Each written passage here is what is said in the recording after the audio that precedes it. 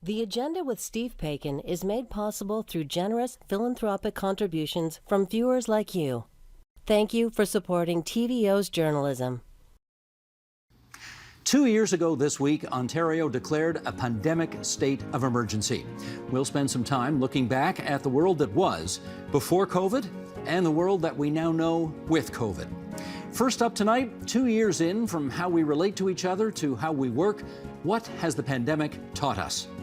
Then, hold on, Boomer. Social researcher and author Bobby Duffy will tell us why our notions of generational differences might be wrong. It's Monday, March 14th, and that's ahead on the agenda.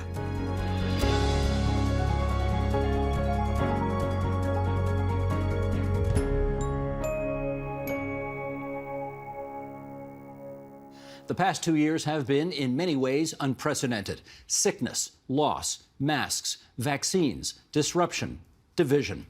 COVID has changed our lives irrevocably. What have these changes taught us? As is our custom here on the agenda, we'll introduce our guests from furthest away to closest to our studio, starting in Geneva, Switzerland, with Quam McKenzie, CEO of the Wellesley Institute and professor of psychiatry at the University of Toronto. In Edmonton, Alberta, Dallas Curo, photographer. In Perth, just southwest of Ottawa, Robert Fisher, retired journalist and provincial affairs specialist. And in the harbourfront neighbourhood of the provincial capital, Navneeta Lang, contributing columnist at the Toronto Star. And it's good to have you four with us on our program again. Quam, to you first. When the pandemic was declared 2 years ago, what did you think was about to happen? Well, thanks for having me on, Steve. It's good to be back here on the agenda. I think there were three things I was thinking at the time. One was I was thinking that this would be a short, sharp shock, and we'd have a short but severe pandemic, a bit like just sort of a really bad flu season.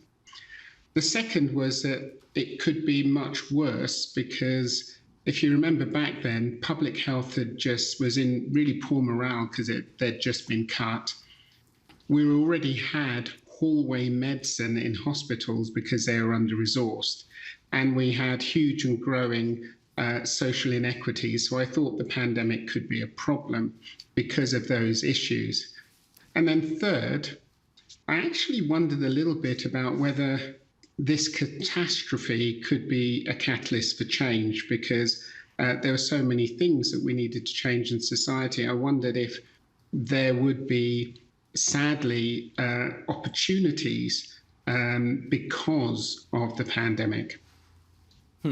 Okay, Dallas, I wonder if you'd follow up on that. When this hit 2 years ago, what did you think your life was about to be like? First of all, hi, Steve. Thank you for having me on. And thank you for having us all talk about this topic that has been top of mind for so long now. Seems like forever. When the World Health Organization declared this a global pandemic, I was 37 weeks pregnant and waiting to find out if I would be induced that day because I had a high-risk pregnancy. So I was waiting for my second baby to be born. And to be honest, filled with anxiety, wondering if I would be giving birth alone without my partner, wondering what I would be bringing my second child into. And much like Dr. McKenzie, I wasn't sure how long this would last, but I did kind of brace myself for a long time and was prepared to hunker down with my family if needed. Robert Fisher, how about you? I have to admit, Steve, to some surprise about the whole thing. It sounds terrible for a journalist to admit this, but I think initially when COVID started to happen in China, for example, I was among those who said, well, I don't think it's going to come here. And then, of course, it exploded here and exploded everywhere. And when the declaration came from the World Health Organization, I really wasn't certain about how I was going to be impacted by that. I think my concern was, as you might as well, at being a grandfather, would I be able to continue to see my grandchildren? Would I be able to see my children? How much interaction will we have with people? And then it pretty quickly became evident that we were shutting everything down. And at that point, I wasn't quite certain about how long that shutdown was going to happen. I was prepared to do it, and when the vaccines came along, I got the 2 plus the boosters, so there's full admission there. But there was just a lot of uncertainty and apprehension. And I have to say that I think among my core group of friends, we sort of felt the same way. And we wondered, as Dr. McKenzie did so eloquently put it in the opening of this segment, is it the beginning of something that'll make changes because we know that changes are needed? Or how long exactly this is going to last and where things will go. So there were so many questions, and at the time, so few answers about where this was going. Quick follow-up, Robert. You are the one among us here who does not live in a city. You live in a rural part of the province of Ontario. Did you think that might spare you from whatever was to come? Well, actually, Steve, that's an interesting point, because the reality is, if I were to go for a walk on my road where we live, which is off a road, I'm more likely to run into deer than I am to real people. So social distancing was pretty easy in the country. The problem and the worry I had was that there's a libertarian streak, as you would well know, politically speaking, in Eastern Ontario. And I just wondered how folks were going to be able to take the lockdowns, the masks, the social distancing, the hand washing, and everything else. And some people handled it well. And quite frankly, a lot of folks did not handle it well. Right. Navneet, how about you? 2 years ago, what did you think was about to happen in your life? Yeah, I mean, I think it sounds absurd on some level, but I think that I had some degree of optimism, only because one of the kind of sort of common phenomenon in the 21st century is this feeling that everyone has their own individual experience, right? Everything is sort of segmented off into these sort of niche little experiences that we have. And I remember this feeling of, speaking to people in England and speaking to people in India, that it was this sort of global collective experience. And that made me feel, as I said, I know it sounds strange, but it made me feel mildly optimistic, because it was like, oh, we're having this collective experience, and perhaps that will, as Dr. McKenzie said, sort of be a catalyst to some kind of change that would acknowledge the sort of commonality that we had. Turned out that didn't work out that way, but that was my initial feeling. That was a bit of an optimistic hope on your part at that time, no doubt. Let's do some follow-ups here. Dallas, of course, we all need to know, your pregnancy went okay, the baby was delivered fine, everything went well? Yeah, it went okay. And in fact, she's just about to turn 2. Of course she is. Yes, indeed. Your kid, now the other child is how old? He's 4. He's 4. Okay. Well, certainly with the one that was born 2 years ago, and I suspect even with the 4-year-old, most of what they understand about life is overwhelmingly under COVID and under lockdown. What's that been like? Well, I've tried as a parent to shield them from the realities that we shoulder as adults as much as possible, because it's like a need to know basis. They don't need to know the drama and the divisions that we're all witnessing. They just need to have a childhood. So I've just tried to preserve that for them and spare them any trauma from the pandemic as much as possible. But if they ask me direct questions about it, I answer them as honestly as I can. And actually, they both choose to wear masks, including my not even 2-year-old. She wants to be included. She knows that that's the only reality she knows. So she feels left out if she's not handed a mask. Well, I guess, okay, sorry, but I got to do another follow-up on this one then. If they're both wearing masks, then surely they know something is off in the world if they're wearing masks. How do you sort of give them that normal childhood while at the same time telling them to put a mask on and protect themselves from the worst scourge in 100 years?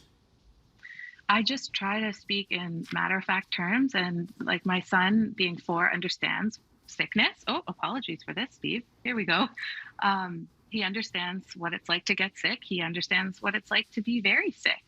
And I just explained to him that there's a virus going around. It's germs in your body, which is why we wash our hands, and that we wear masks to protect others. We keep space from others to protect ourselves and others. And he knows what COVID is more so from the daycare environment. And his teachers have maybe put a little more fear into him than I would like to. But he said, "Oh, I can't share food because I'll get COVID." I'm like, "Well, you can't share food because you have a peanut allergy." But no, it's good to not share food in general at this age until you know what's in everything.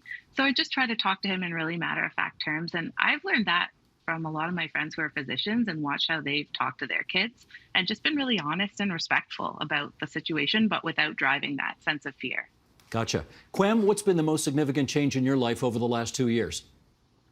Wow. Well, there have been loads of changes over the time. As you know, my mother died from COVID, so that was a change. My wife got a job in Geneva, so I'm to and from Geneva. That's been a change. I've been working more with community organisations to try and improve the COVID outcomes, and that's been a significant change. But as you know, my job, and a lot of my job, is connecting with people, talking with people, seeing people, eating business lunches and evening meals with people, and connecting various leaders who are interested in health and health equity. And all of that has gone virtual, as has clinical practice.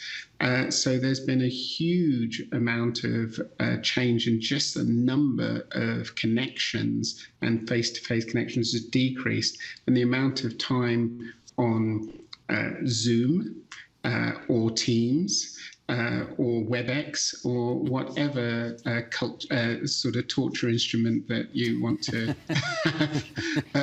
has significantly increased. So missing people has been a significant change to my life, and missing the personal connection and missing my patients, obviously. Navneet, how about you? Biggest changes in your life over the last 2 years? I mean, I feel a little bit guilty admitting this, but I have been extremely fortunate during the pandemic because I work from home, generally speaking. Biggest change for me was that I got engaged. Somehow my partner and I met just before the pandemic, and then didn't see each other for months when we were going through that initial sort of very worrying phase. And now we live together here in Harbourfront, and so I feel a little bit guilty about that, but it has been obviously quite wonderful in many ways. Can I assume the wedding did not happen the way you might have done it had this happened before the pandemic? I think just like everything else in the pandemic, it's been delayed. So there is no wedding. There's not even an engagement ring. I shouldn't admit this publicly. Why am I saying this? That actually was going to be my next question. Why are you saying all this? You're still together as of 8:15 p.m. tonight, yes? Yes. Okay. That's good to know. That's good to know. Well, of course, one of the biggest changes, Robert, in the last little while is that here in the province of Ontario, at any rate, we are no longer having to show our vaccine passports if we want to go into restaurants, see sporting events, and so on and so forth. Does it feel to you like this thing is now, if not over, at least coming to an end? Yes and no. We're into March break in Ontario, of course, and the vast majority of students are away from school, and many of them will be traveling either alone or with their parents, and then coming back to school where no mask is going to be required. I hate to get too political here, but I just wonder if it's a little too much too soon to come into this situation, and should we not wait a little bit? I understand the political science of some decisions, and I also hear and read and understand the scientific discussions about these kinds of things. I will continue to wear a mask. I was a little not reluctant to wear a mask, but can be not the most comfortable thing in the world to wear for a long period of time. But it's going to be a long time for me to feel comfortable, Steve, where I can go into a public place and not have a mask, and not to carry hand sanitizer, which has become sort of something you carry in your pocket now along with your wallet. So for me, it's a little too much too soon. I wish we could wait a bit longer, but I understand because I have friends, for example, in one case, a friend is not even vaccinated. And that has meant, of course, that we've not seen these people. my wife and I, and they've not seen us, and there's always been kind of a distance, and it has really strained, relationships. I think where you are part of the vaccinated group, and then there's the unvaccinated group in my areas. You have to stay away from people. I miss the interaction with people, not just family. I sometimes worry, will my 3-year-old granddaughter remember Grandpa Bob? And all the food I brought to them during the pandemic became my new career as a chef, doing takeout to help the family. So those are the things I miss. Just sitting around a table with perhaps a beverage, as now sadly the late Mr. Davis would have suggested, and talking about what Steve Paikin had done or said on the agenda the night before. I miss that. Robert actually did make a very important point, which is to say that he's concerned that some of the decisions being made these days are not for epidemiological scientific reasons, but rather for political scientific reasons, as if the political calendar had more to say with what we're about to do, than epidemiology or good science. What do you think on that? Well, I think Robert's right to a certain extent, but I also think that there's we did a lecture recently which was all about Star Trek, and it was talking about the relationship between Captain Kirk and Spock. And Captain Kirk was sort of values, ideals, and also society. And Spock was supposed to be about science and making rational scientific arguments. And the question I was asking was, who does society want to drive the democratic bus, Spock or Jim? And though we all tend towards thinking that it should be a rational Spock type argument, we tend to choose Jim in the end normally. And Spock gives advice, and Spock gives good advice, but Jim drives the bus. And so, yes, we are in a situation where we have the death rate from COVID, which is as high now as it was a year ago. And yet some of the political calculus is that we can remove mandates. Now, remember, the advice from public health is, as Robert said, continue to protect yourself, keep your mask on in high-risk areas, keep washing your hands, get tested if you're concerned, and get yourself vaccinated. But the mandates have gone. And so I do think, yes, there's some political decisions behind it. And certainly I know that Peter Juni, who is the head of the science table, believed it was a bit soon to be getting rid of all the mandates. But there's advice, and then there's the democratically elected officials who have to try and take other things into account. I think that it's a bit quick. Even from a political perspective, I hope it doesn't backfire, but I'm a doctor and I'm really focused on saving lives. And so that would be my view of it. Understood. Dallas, I'm going to read something here to you that Yasha Monk from Johns Hopkins University wrote in The Atlantic, and then I'll get you first up to react to it. Is our drive to live life and socialize in the face of such dangers foolhardy, or is it inspiring? I don't know, but good or bad, it is unlikely to change. The determination to get on with our lives is deeply and perhaps unchangeably human. In that sense, the spring of 2020 will be remembered as one of the most extraordinary periods in history, a time when people completely withdrew from social life to slow the spread of a dangerous pathogen. But what was possible for a few months has turned out to be unsustainable for years, let alone decades. What's your reaction to that, Dallas? Well, I think, as horrible and life-changing and pretty catastrophic as COVID has been for the world, it's far from the only risk that we face day to day. And I think a lot of the decisions that we make are about mitigating risks and deciding what feels right for us and our family, while also keeping in mind the collective good. It's a lot of juggling that you have to do as an individual every day. I think some people do more juggling and weighing of how things affect others and not just themselves. And I've been heartened to see that the vast percentage of the population has considered others in their decision making, but not everybody has made that choice. So I think it's been revealing of character en masse. And it's been really interesting at times, positive, at times really, really frustrating. But any kind of like severe, hard pause on our lives is unsustainable. It's just, I think we're all trying to figure out and navigate what pressing play again looks like. Have you lost friends over this? I've chosen to walk away from a few relationships. How painful's that been? Extremely painful. It's just a sense of overwhelming disappointment, to be totally honest. Thinking that you had shared values with people and then just being kind of like emotionally crushed by some of the choices that people have made. And also, it's not so much the choices, it's the lack of compassion and the way that people have phrased their justification for being against public health measures, or just showing a total lack of disregard for others or science. Like, that's been hard for me to handle on a personal level. Navneet, how about you? Same question.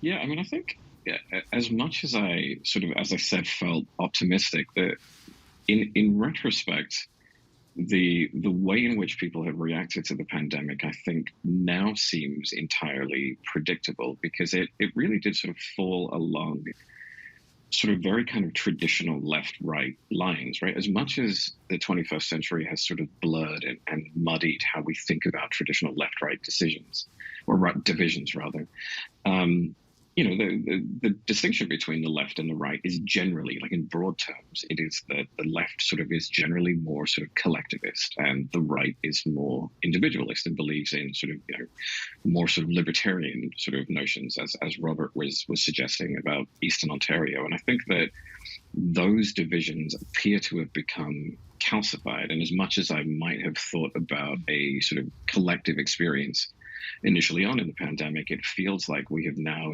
in a rather depressingly predictable way, fallen along sort of existing political lines that are not only existing, but have now calcified and hardened in particular ways. Robert, I wonder if I could get you to follow up on what Dallas was just saying, in as much as there have been people who have surprised her with their lack of empathy and compassion.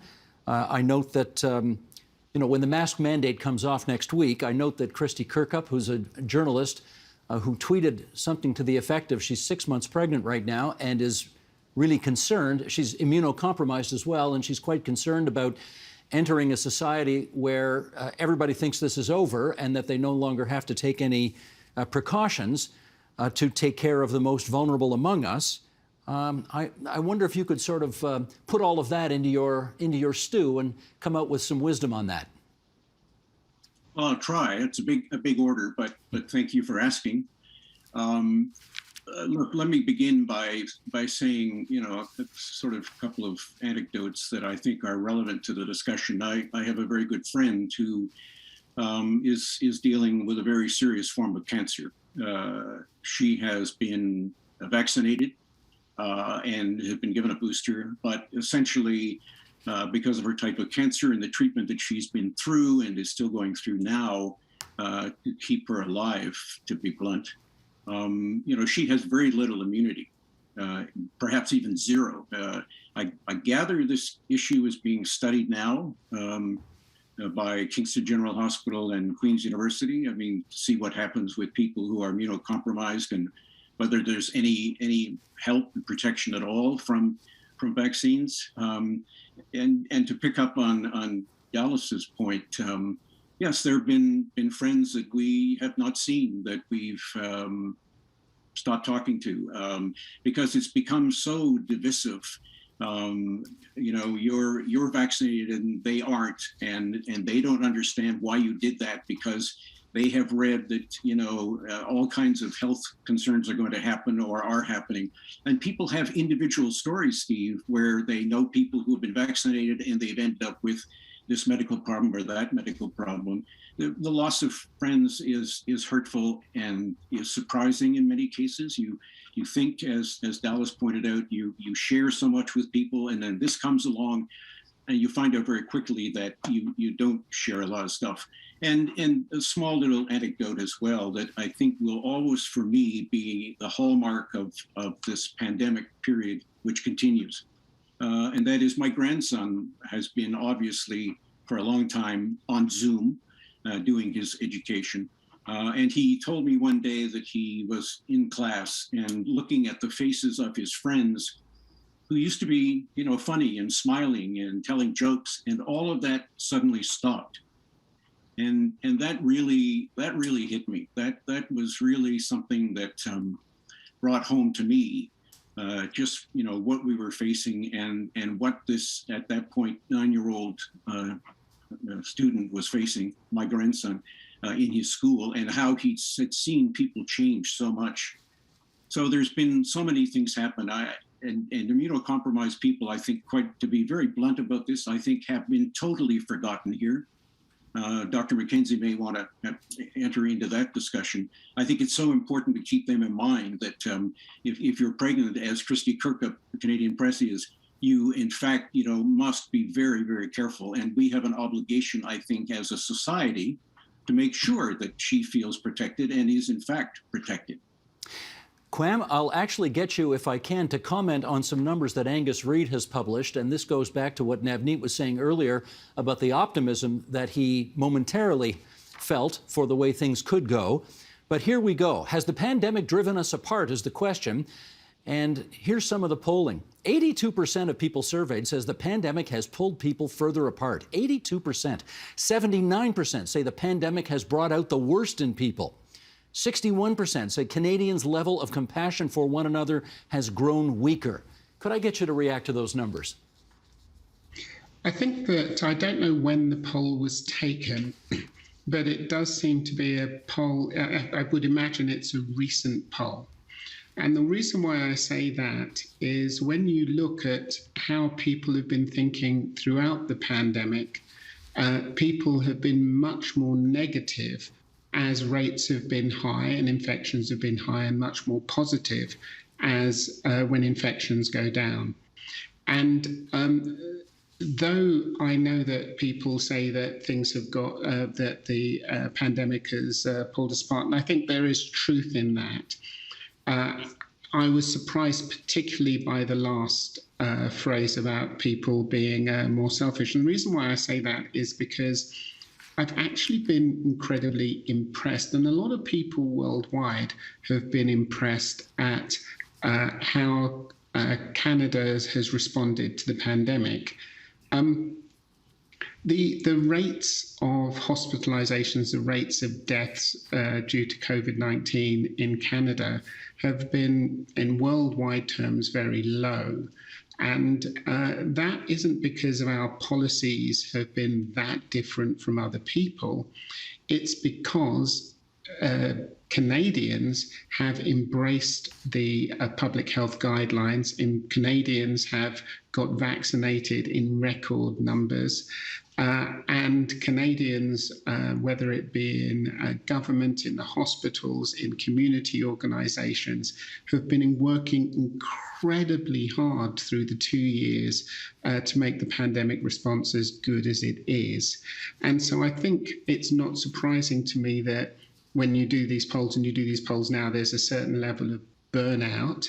But I think we mustn't forget that over the 2 years, one of the most impressive things that makes you proud worldwide to be Canadian has been the Canadian response, the everyday response of people to the pandemic. However, we're moving very quickly, and when we rush to decrease mandates, we always leave people behind. When you rush, you leave people behind. And if we make decisions just on the average, then the people who are more vulnerable will have worse outcomes, and the people who are less vulnerable will have better outcomes. And I use the phrase vulnerable because we've been talking about immunocompromised, and I think it's reasonable to talk about immunocompromised people. But on top of that, we mustn't forget that people with chronic diseases like diabetes are more at risk. People who are older are more at risk. Very, very young babies are more at risk. And people who are stressed either because of low income, so socioeconomic, or people who are victims of discrimination or racism, they are more at risk. So our vulnerable population is actually quite large. And when we make these average decisions, we are making decisions. When we get rid of our mandates quickly, we are making decisions to put them at risk and to leave them behind. So when we rush, we leave people behind. So it's a bit of a complex answer. I actually think that we've done a really, the amount of work that's gone into this, I think, has been spectacular, and what everyday Canadians have done, notwithstanding some small fringe of people who've gone the opposite way. It's extraordinary when you look at Toronto and you're talking about over 80% of people double vaxxed. I mean, it's really difficult to get to those levels, to get to 80-85%, and in some parts of Toronto, 95%. So I think it's complex, but I wonder whether that survey at the moment measures really how tired people are of the pandemic 2 years on. I want to thank the four of you for coming on to TVO tonight and sharing such wisdom with us. Dallas Curo, Navneeta Lang, Quan McKenzie, Robert Fisher. All good wishes to you folks going forward. Thanks so much. Thank you. Thank you. Thanks everyone.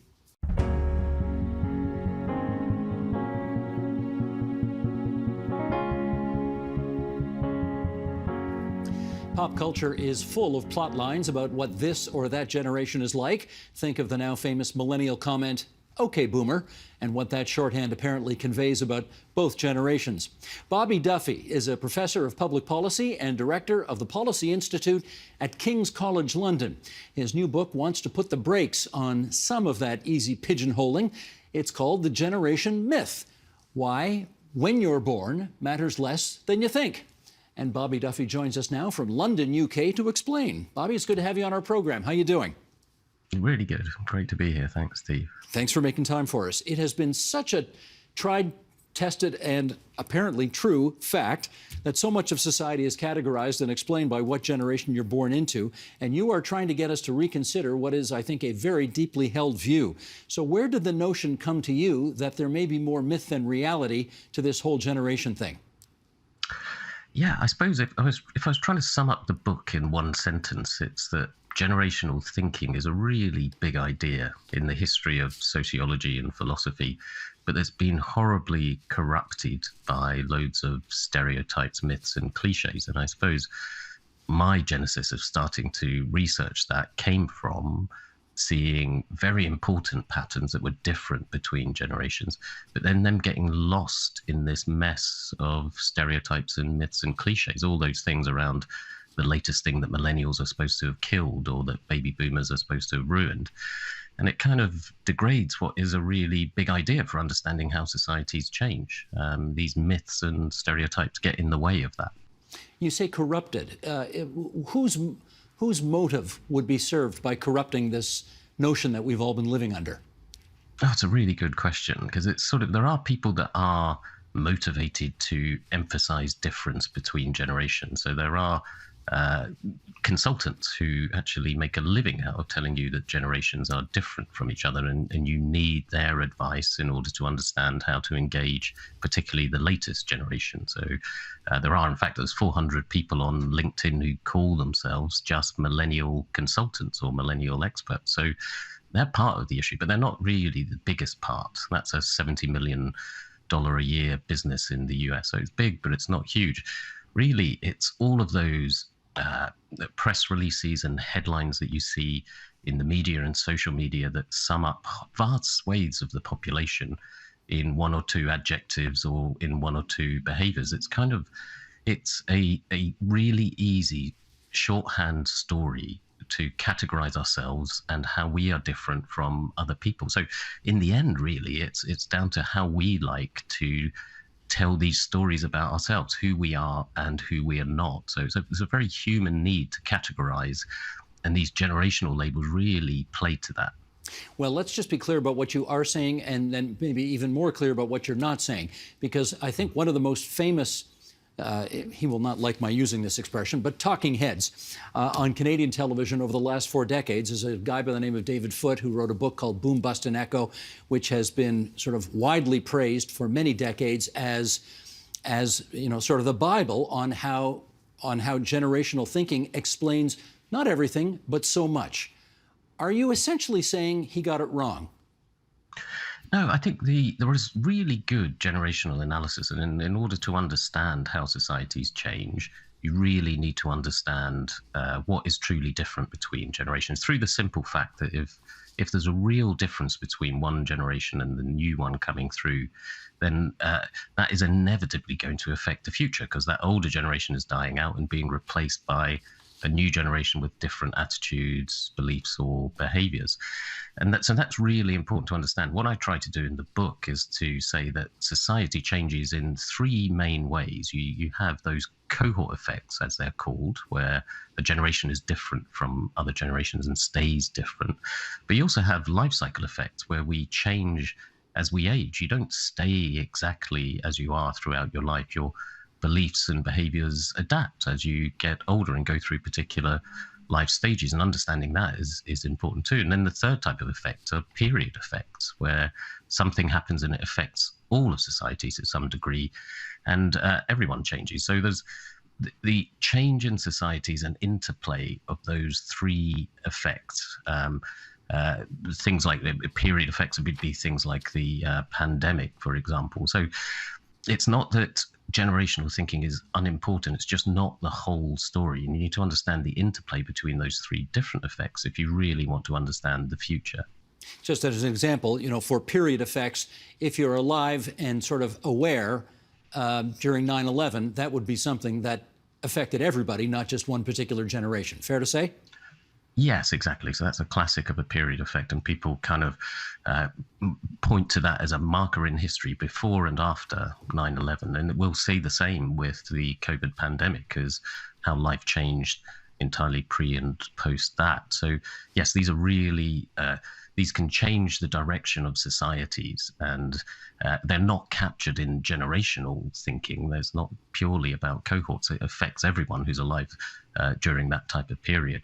But it does also depend on what age you are at those times. There is truth in that. The core of generational thinking is that we're more malleable when we're in our formative years, in our late teens and early 20s. They do set us on a course for life, and in a way that you don't get it at later stages. So it is important how old you are when those events happen in terms of how they form you, but it's not determinate. And you have to look at the interplay between those 3 effects if you really want to understand how societies shift. And I suspect people know this already, but just for clarity's sake, let's just stipulate here that, here are the 5 generational groups that you're talking about. Pre-war, which is born before 1945, World War II.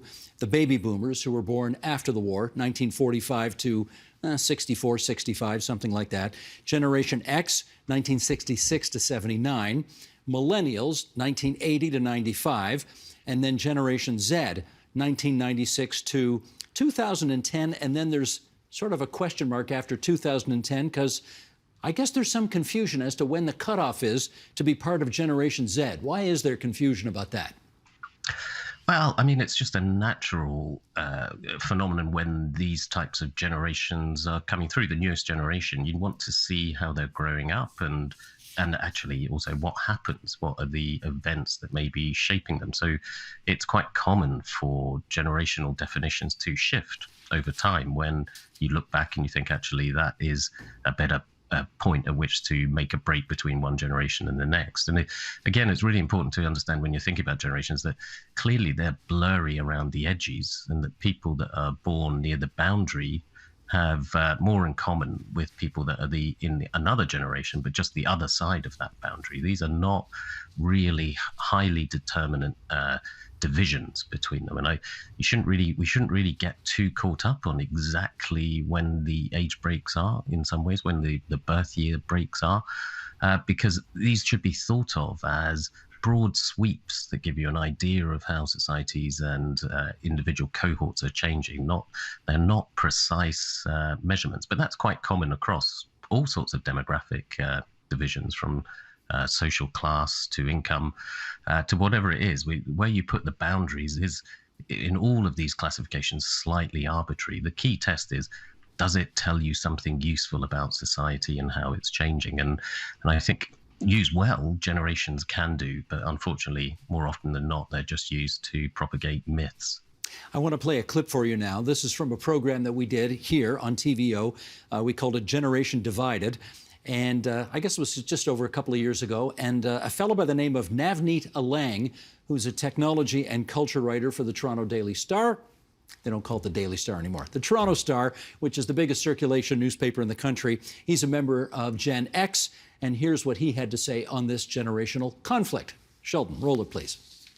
I think that generational conflict is usually a symptom of anxiety, right? It's about a symptom of how things are changing, and I think that we're living at a particularly rapid period of change.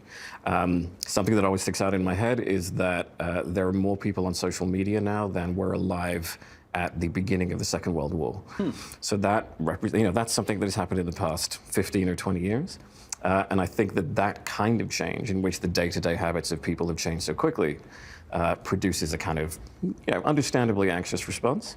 And I think that plays out in how we think about different generations. What's your response to his notion that anxiety is at the basis of a lot of this? Yeah, this goes back to the origins of the big thinkers around generations. So people like Karl Mannheim, who was a Hungarian sociologist who gave us a lot of how we think about generations even today. He was writing at the beginning of the 20th century.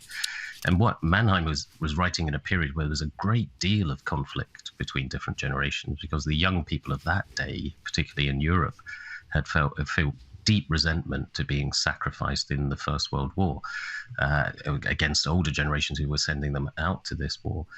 So this generational thinking has a deep root in that sense of conflict or tension between generations, that one generation is defined, the younger generations in particular, are defined by those types of traumatic events. And then the second point that was made there was about the importance of technology and change. And that's also really important to how generations are formed and how different they are from other generations. Because when technology is changing rapidly, then you can understand that the gaps between generations can grow bigger. If nothing was moving forward, if there was no development in society, then you wouldn't be as different from your parents and grandparents as you otherwise would be. So both of those things about distance and sense of tension between generations and the speed of change, including in technology in society, those are important factors in how generations are formed and then how much conflict there is between generations. I kind of like your take on this next point, which is that so many people nowadays, if they're liberal, they only want to hang out with liberals. If they're conservatives, they only want to hang out with conservatives. We appear to be more tribal now than at any point in, well, certainly my lifetime. And I wonder whether that perhaps motivates so much of this. I'm a boomer, I don't want to have anything to do with those Gen X people, or I'm a Gen Z person, and all of you pre-war people are stealing my wealth, et cetera, et cetera. What do you think? Yeah, that's a really good point. I mean, in my day job as King's College London, my main area of focus is around polarization and culture wars in some senses, and whether they're coming into the UK or other countries in Europe, and the extent to which we've got those types of greater divisions. And I think it is certainly the case that there are worrying signs that we have polarized more around our tribal identities in a way that has been talked about and discussed a lot in the US, but maybe less so elsewhere until more recently. And we have got that sense of being on one side or the other that is not to do, well, a key point about this is it's not to do with a particularly strange generation of young people coming through right now. You'll get a lot of claims that we've got an unusual generation of social justice warriors or snowflakes coming through that are more likely to have a problem with older people. That would be a cohort effect if it was a true difference between generations. But what I argue in the book is it's actually a period effect of we've got a very different media and social media environment now, an information environment generally, which is incentivized to amplify the more extreme views. So we know more emotional, conflict-driven views travel further and faster on social media than more moderate views. So we got this sense of great division between groups, but it's not to do with a big generational difference. It's to do with this period effect of the information environment we're living in now that gives us this impression of division between people, which can turn into a reality that we are getting a greater sense of those tribal identities around politics, but then other issues coming into it too. So yeah, I do worry about that. But we got to not misdiagnose it, and particularly not blame it on younger generations being weird. That is a constant of history. You can go back all the way to Socrates, who thought the young people in his day were the worst generation of young people ever. But every era of history thinks the same, that this generation of young people are particularly weird or wrong. And that's not the case. It's much more to do with this period effect of fractious politics, media, and social media. Let me ask you about housing, and you've got a chapter in the book about this, and of course this is one of the huge cleavage points in society today, where a lot of older people have housing, are getting rich off their housing, and many younger people can't get into the market at all. And you referenced this Monty Python sketch, which is pretty famous, and let's play a snippet of that, and then we'll come back and chat. Sheldon, if you would. We used to get up in morning at 10:30 at night, half an hour before we'd gone to bed, eat a lump of poison, work 29 hours a day at mill for 8 year lifetime, come home, and each night Dad would strangle us and dance about on our graves. Aye, and you try and tell that to the young people of today. Will they believe you? No. What does that sketch tell us about how the older generation views the younger generation's take on housing? Yeah, it's really interesting. So yeah, the Four Yorkshiremen sketch from Monty Python, that would actually have been the baby boomers' parents when that was first set. And that's the baby boomers' parents telling the baby boomers they don't know how good that they've had it. So you see this repeats throughout history. But I mean, the reality on housing is a real step change in people's ability to buy and own their own home. This is, I plot these people's life stories in some ways in the charts in the book, where I follow a generation as it ages, each successive generation.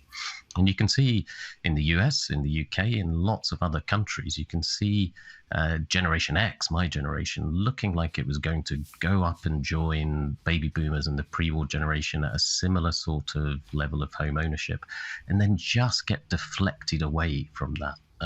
Instead of ending up at 80%, they kind of deflected away in the early 2000s to end up at about 60% of the population, of the Gen X population, owning their own home. And then millennials come in a few years later and never get going, and only around 40% of them owning their own home in both the US and the UK. And you can see this incredible difference in an expected life course and story, just due to the fact of being born at a particular point in time. Those generations or those cohorts had been born 10 or 20 years earlier, they could have expected a very different life story in terms of home ownership, which has become hugely important to our private wealth. The economic story of the past 20 or 30 years has been the importance of wealth, the growing importance of private wealth as opposed to income, and in how well off we feel. And housing has been such a key part of that growth in private wealth, but big chunks of the younger generations locked out of that, not because of their socioeconomic status or where they are, but just purely because of when they were born. And that is a big problem. One of the big things. If we want to paint a better future for coming generations, we really do need to address that housing issue.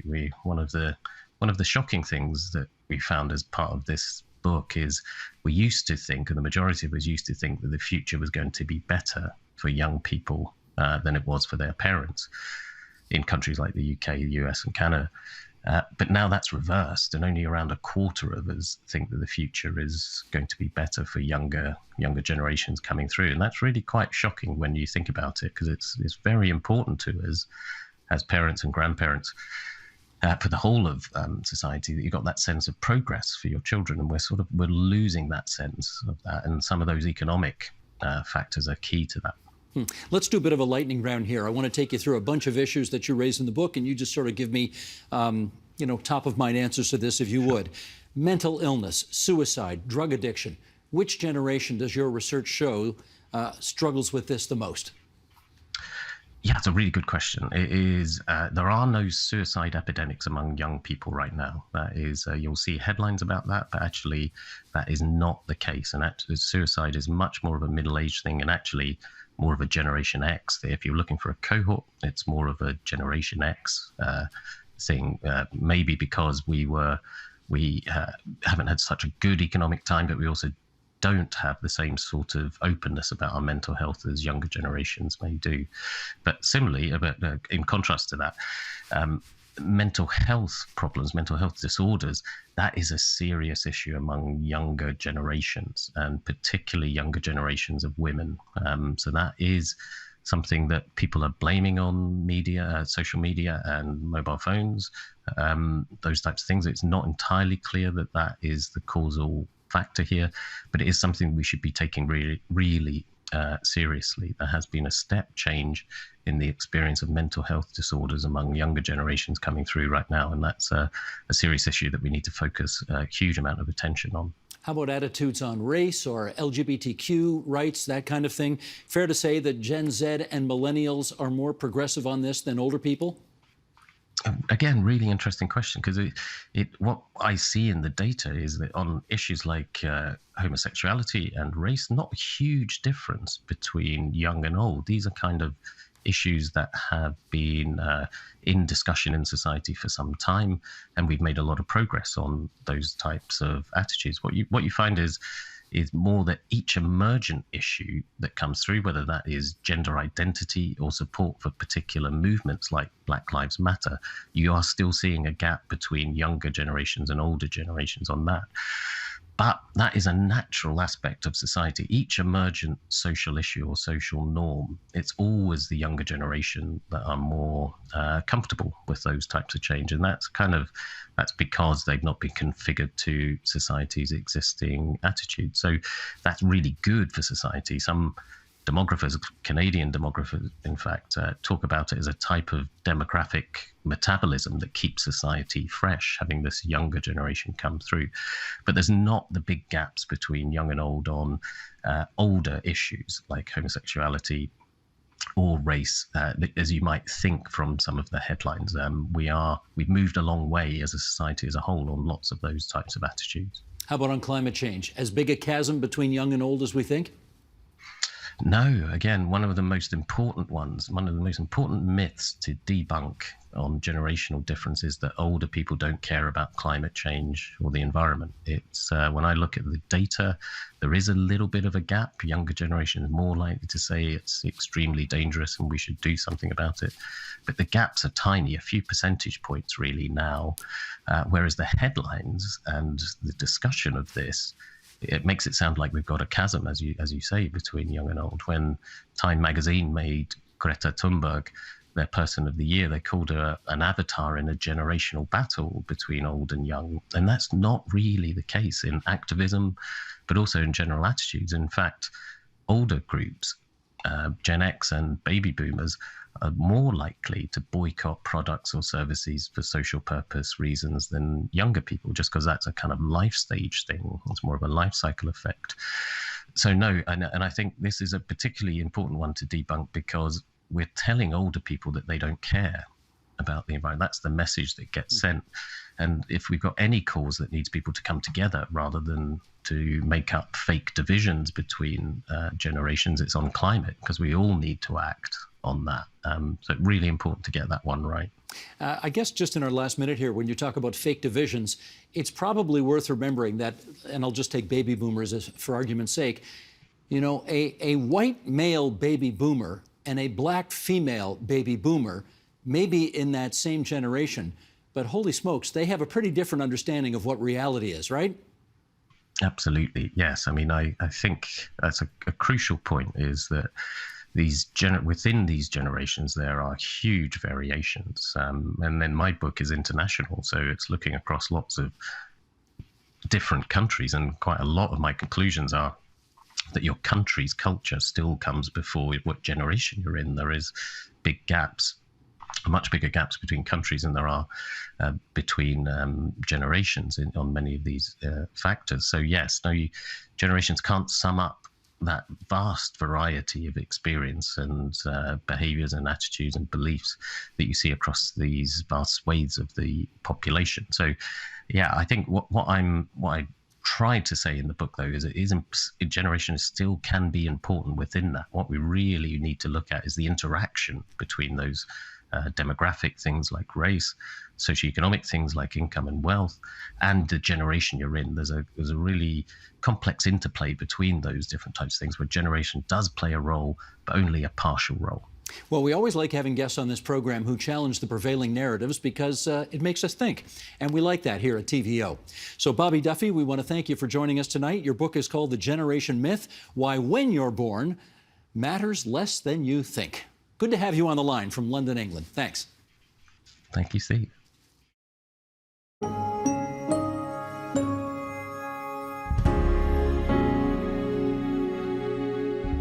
And that is the agenda for Monday, March 14th, 2022. Tomorrow on the program, historian and journalist Ann Applebaum will shed light on the history of Ukrainian tenacity and resistance and Russian brutality. Then, the second installment in our week-long examination of COVID, and a look at the true global death toll from the devastating virus. I'm Steve Paikin. Thanks for watching TVO, for joining us online at tvo.org, and we'll see you again tomorrow. The Agenda with Steve Paikin is made possible through generous philanthropic contributions from viewers like you. Thank you for supporting TVO's journalism.